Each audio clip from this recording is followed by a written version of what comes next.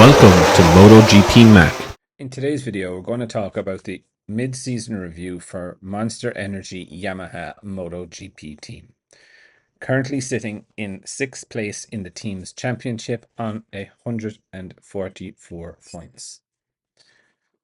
So firstly, we have Fabio Quartararo, who, in my view, has outridden the bike. And you look at his points haul, 102 points, ninth in the championship, couple of pole positions, agony of what happened in Silverstone when he was banker for a win, all of these things. And, you can't blame Fabio for starting to feel the frustration of, still missing out.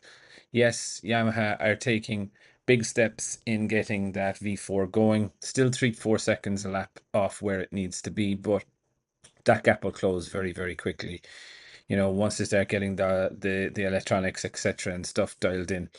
Of course, it's going to be a step into the unknown. I believe Fabio is going to be riding it in the test in Misano to give his initial feedback. But saying that, Fabio's doing what Fabio always does, and that's outperform the bike and the level of the bike. And when you look at the other riders around him, Jack Miller is the second Yamaha on 52 points, and then you have on the other side of the garage to Fabio, Alex Rins, and Alex Rins on 42 points. Realistically, um, that's the level of the bike. The bike, if we're fair, the bike is probably not a top 10 bike. If I'm very, very honest, as a Yamaha fan, it kills me to say it, but that's where the bike is. It's not even in the top 10. Fabio is dragging it into the top 10, and he's outperforming the bike and having not so bad of a season considering where we know the bike is. Alex across the way from him, though, you know, it's definitely something that's not good enough from Alex. Yes, 100%.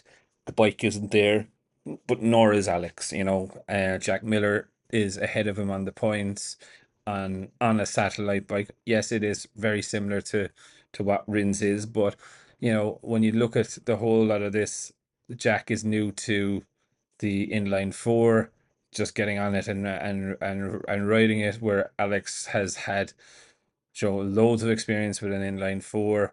He's had a couple of years to adapt his style to it now. Yes, he's had injuries, don't get me wrong, but still, it's not really where I expect him to be. I personally like Alex. I was excited to see him on a Yamaha, but it just seems to me that they're not a fit, and sometimes that does happen when you get onto a bike and it just doesn't suit us. As long as you feel good on it, this, that, and the other, but this natural raw speed isn't there. But I would definitely love to know your thoughts. What do you think of Yamaha's mid-season review? Definitely leave your thoughts in the comments below, and I'll be back again tomorrow with another video.